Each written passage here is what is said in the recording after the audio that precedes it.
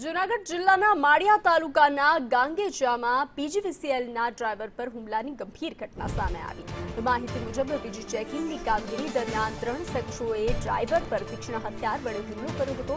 હુમલામાં ડ્રાઈવરોને માથાના ભાગે ગંભીર ઈજાઓ પહોંચતા તેમને તાત્કાલિક સારવાર માટે હોસ્પિટલ ખસેડવામાં આવ્યા। પ્રાથમિક માહિતી અનુસાર પીજી ચેકિંગ દરમિયાન કોઈ મુદ્દે બોલાચાલી થતા મામલો ઉગ્ર બન્યો હતો અને ત્યારબાદ હુમલાખોરોએ જીવલેણ હુમલો કર્યો હોવાનું સામે આવ્યું। ઘટના બાદ ત્રણેય શખ્સો સ્થળ પરથી ફરાર થઈ ગયા હતા। ઘટનાની જાણ થતાં પોલીસ તાત્કાલિક સ્થળ પર પહોંચી હતી અને સમગ્ર મામલે તપાસ શરૂ કરી હતી।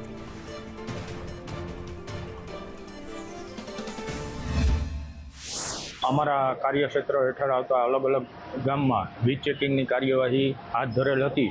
તે દરમિયાન સવારે 8 વાગ્યાની આસપાસ ગાંગેચા ગામે અમારી જેતપુરની ટીમના ડ્રાઈવર અને તેમના સ્ટાફ સાથે વીજ ચેકિંગ કરતા હતા। ત્યારે તેમનો સ્ટાફ ગામમાં વીજ ચેકિંગ કરતો હતો અને ડ્રાઈવર સરફરાજભાઈ તેમની બોલેરો પાસે ઊભા હતા। તે દરમિયાન અજાણ્યા 3 શખ્સો બાઇક ઉપર આવી અને તેમને ગાળો બોલવા લાગેલ, મારામારી કરેલ। ટીચર રાદડિયા સાહેબ, અમારા લાઇન સ્ટાફ વિપુલભાઈ પરમાર અને પીએસઆઈ સાહેબ વાડર સાહેબ એ સાથે હતા।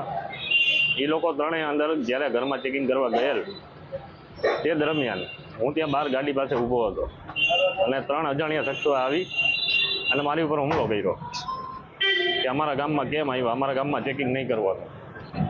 અને મને માથામાં એને પહેલાં ઝપાઝપી કરી, પછી માથામાં તીક્ષ્ણ હથિયાર વડે કંઈક મારી દીધું મને।